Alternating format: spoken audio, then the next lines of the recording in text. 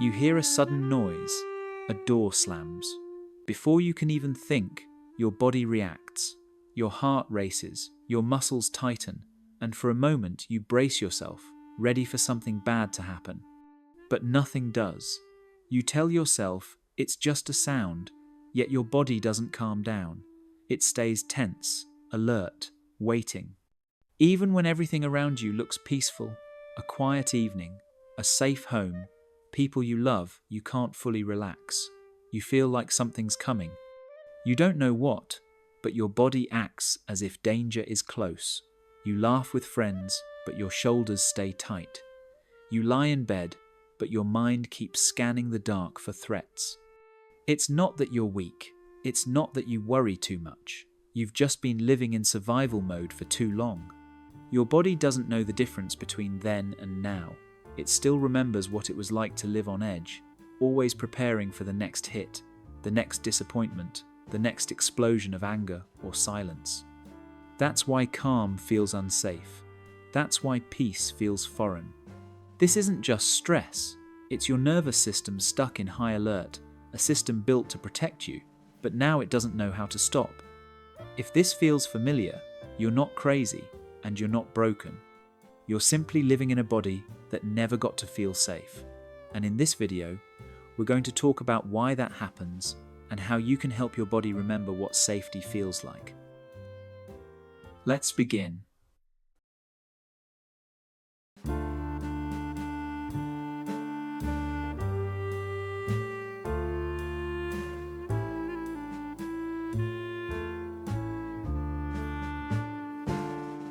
When your body doesn't feel safe, it's not just a thought or a mood, it's an entire way of existing.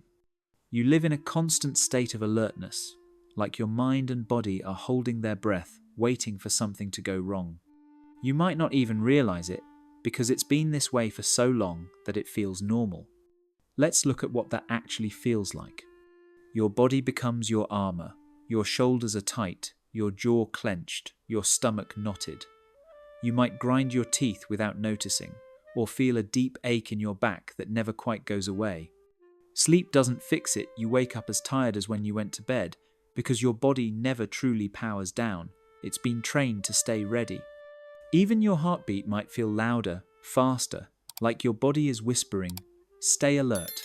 Don't relax." Over time, this tension becomes so normal that relaxation actually feels strange, even unsafe. When the room gets quiet, your muscles don't release. They wait. Emotionally, it's like living with a quiet storm inside. There's a low hum of anxiety that never goes away, but sometimes it's not even fear you feel, it's emptiness. A kind of emotional numbness that makes everything seem muted. You might catch yourself thinking, "Why can't I just feel happy?" Or, "Why does peace make me nervous?" You might get irritated easily or snap at small things, not because you want to, but because your emotional bandwidth is already spent on staying safe. Your system is too overloaded to handle more. And then there's the guilt, wondering why you can't just be normal, why simple things like relaxing or trusting someone feel like a risk. Your mind becomes a radar for threats. You overthink conversations, replaying every word to see if someone's upset with you. You read tone, silence, and small details as possible signs of rejection or danger. You plan everything because control gives you a small illusion of safety. But it's exhausting, always running mental simulations of what could go wrong, what you should say next, how to prevent conflict. It's not that you want to worry. It's that your mind is trying to keep you safe the only way it knows how, by predicting every possible danger before it happens. You might overplan your days or avoid new situations altogether. Change feels risky, even if it's good change. You might have trouble trusting others or constantly feel the need to fix, please, or manage everyone's emotions because if everyone else is calm, maybe you'll finally feel safe too. But that control never lasts. The moment something unpredictable happens, your body tenses again. Living this way isn't a character flaw. It's not overreaction, it's survival. Your body learned that safety was uncertain and it adapted. Hypervigilance became your way of staying alive. If this feels familiar, take a breath. You're not alone. You're not broken. You're simply carrying a nervous system that's been working overtime for years. Next, we're going to look at why it got stuck there and how it all began long before you were even aware of it.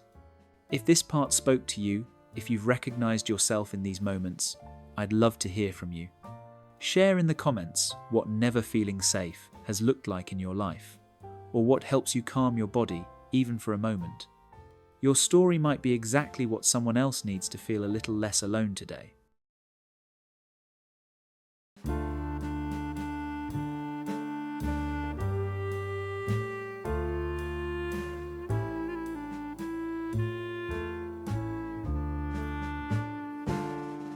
Once you understand where the feeling of unsafety begins, the next question is, why does it stay? Why can't your body just realize that it's safe now? The answer lies in how your nervous system works. It's not your willpower, it's not your mindset, it's biology. Your nervous system has two main parts that keep you alive: the sympathetic and the parasympathetic. Think of them as the gas and brake pedals of your body. The sympathetic system is your gas pedal. It's the one that gets you ready to face danger. It floods you with adrenaline and cortisol. Your heart beats faster, your breathing quickens, your senses sharpen. It's your body saying, move, run, fight, survive. The parasympathetic system is your brake. It slows everything down once the danger has passed. It helps you rest, digest, heal, and connect with others. It's what allows your body to say, it's okay now, we're safe. In a healthy system, these two work in balance. You hit the gas when you need to, then the brake brings you back to calm. But when you've lived through constant stress or trauma, your body forgets how to find the brake. You end up driving through life with your foot stuck on the gas. That's survival mode. And it's exhausting. You're not living your life, you're surviving it. Dr. Stephen Porges calls it neuroception, the body's built-in radar for safety and danger. It's always scanning your environment, even before your mind knows it. You walk into a room and instantly sense a vibe that's neuroception at work. For someone who feels safe in their body, this system works accurately. A small sound or a quiet silence doesn't mean danger. The brain quickly adjusts and calms the body. But when you've been in survival mode for years, that radar becomes faulty. It's set to high sensitivity. The alarm goes off at the smallest cues. A change in someone's tone, a text that takes too long to come, a neutral facial expression. Your body interprets neutral as threat, calm as danger, stillness as warning. That's why thinking positive doesn't help, because your conscious mind isn't the one in charge. You can tell yourself, I'm safe 100 times, but if your body doesn't believe it, the alarm keeps ringing. Your body isn't listening to your words, it's listening to its memories.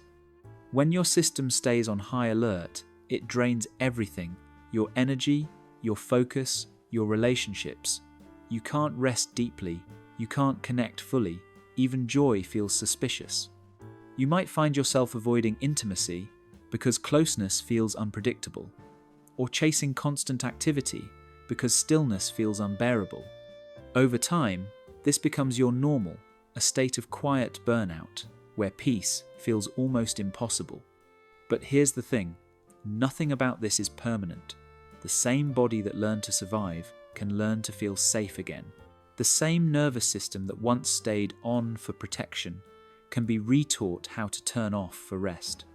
And that's what we'll explore next, how to help your body unlearn danger and remember what safety feels like. Now that we understand why your body stays stuck in survival mode, the next step is learning how to help it feel safe again. This is where healing begins, not in your thoughts, but in your body. You can't simply think your way into calm. You can't reason your nervous system out of fear. because fear isn't logical, it's biological. So the path forward isn't top-down, it's bottom-up. You have to teach safety in the same language your body learned danger, through sensation, rhythm, and presence. Your body doesn't speak words. It speaks through breath, tension, and movement. So healing starts when you begin listening. Notice how your body feels in this moment. Your jaw, your shoulders, your chest. Don't judge it, just notice. That's the first act of safety awareness without punishment. One of the most powerful tools you have is grounding. It sounds simple, but it's deeply biological. When you place your bare feet on the ground and notice the texture, the temperature, the weight of your body being supported, you're sending a signal to your brain. I'm here, I'm not in the past. I'm safe right now. Another practice is breathing with intention. When you extend your exhale just a little longer than your inhale, you activate your vagus nerve, the body's natural brake pedal. It tells your nervous system, we're not in danger anymore.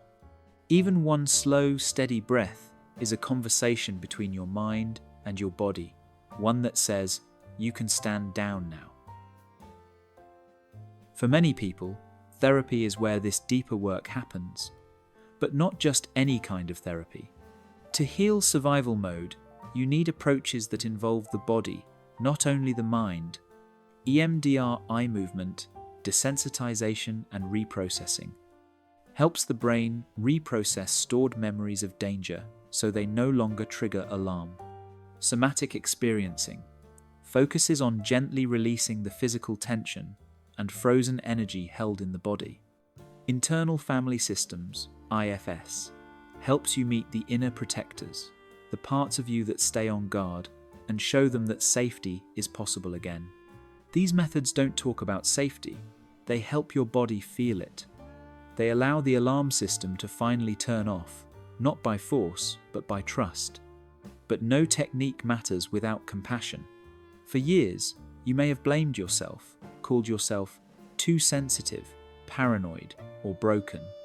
Yet, everything your body did was intelligent. It was trying to protect you. The first step toward real safety is to stop fighting that part of you. Instead of saying, "Why can't I relax?" try saying, "Thank you for keeping me safe when I needed it." That small shift changes everything. Because the body can't heal in an environment of criticism, only in an environment of care. Healing begins the moment your body stops needing to defend itself from you. Safety doesn't return all at once. It comes in small, almost invisible ways. The warmth of morning light, a breath that doesn't feel rushed, a conversation where you're not on guard, a moment where you realize just for a second nothing bad is happening, and your body actually believes it. That's the beginning of peace, not the loud, dramatic kind, but the quiet kind that hums underneath your skin, the kind that says, "We made it, we're safe now." Feeling unsafe when nothing's wrong is one of the hardest experiences a human being can live with. It's confusing to know, logically, that you're fine, yet to feel inside as if the ground might fall away at any second. It's lonely, because no one can see it happening. And it's exhausting, because the fear never stops asking for proof that you're safe. But here's the truth, your body isn't the enemy. It's the oldest part of you that tried to keep you alive when you had no power. Every heartbeat that raced, every muscle that tensed, that was your body saying, "I will protect you, no matter what." For a long time, that protection came at a cost. You couldn't rest, you couldn't trust, you couldn't fully feel joy. But none of that means you're broken.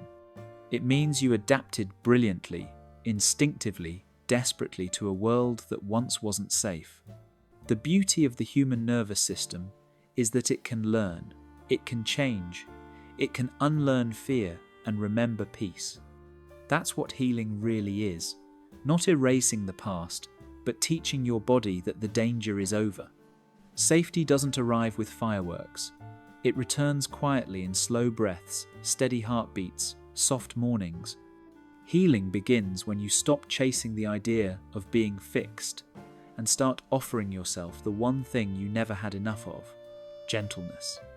You have permission to rest now, to exhale, to stop waiting for something bad to happen. The world is still for this moment, and you are safe enough to breathe. If this video spoke to you, if something in it made you feel seen, understood, or just a little less alone, I'd love for you to stay. Subscribe to this channel, and let's keep exploring what it means to heal, to grow, and to finally feel safe in our own bodies. And if you feel ready, share your thoughts in the comments.